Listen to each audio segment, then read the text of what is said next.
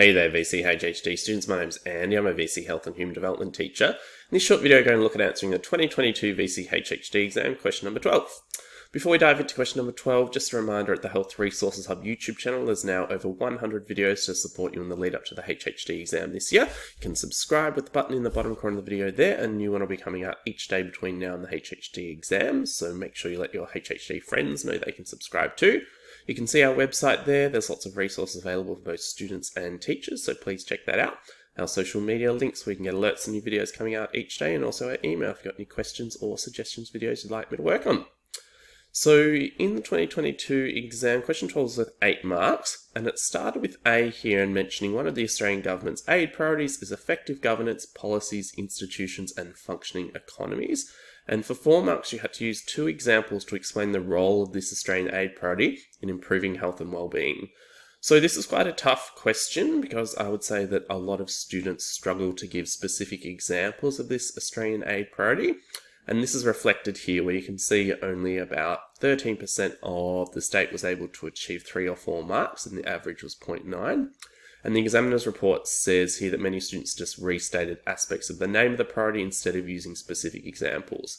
They've given here a range of different examples that you could have used, so mentioning things like established legal, education or health institutions, and then linking that on to a dimension of health and well-being, talking about training public servants, okay, improving skills, and then you could link that on to mental health and well-being, improving their self-esteem if they've improved the levels of skills and their ability to complete their job. You could talk about things like increasing incomes, okay, through having higher functioning economies and greater job opportunities for individuals, and link that on obviously to reduction in financial stress. So there were different examples that students could have provided. You can see they gave an example of a high scoring response that talked about policies that require low-income countries to have regular, transparent elections. DFAT can reduce the likelihood of corrupt dictators holding power in a country, and that can promote democracy, which can enable people to have a say in who will lead them, and that might promote a sense of belonging for citizens. So they've linked that to spiritual dimension of health and well-being. So make sure for each of those aid priorities you know some specific examples of what the Australian aid program might do. B was then asking for 4 marks to explain how the Australian aid priority education and health could work towards achieving Sustainable Development Goal 5, gender equality.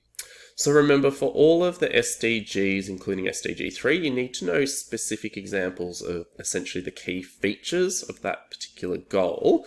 And so here you can see in the examiner's report, they mentioned that students need to make reference to a specific aspect of SDG 5, okay, not just the name gender equality.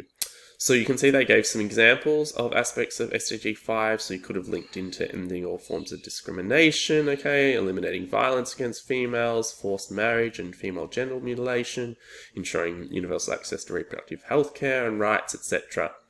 So I would advise you to start off with an example of what the Australian aid program might do in the area of education, and then link that into one aspect of SDG 5, and then provide an example of what the Australian aid program might do in relation to health, and then link that into SDG 5.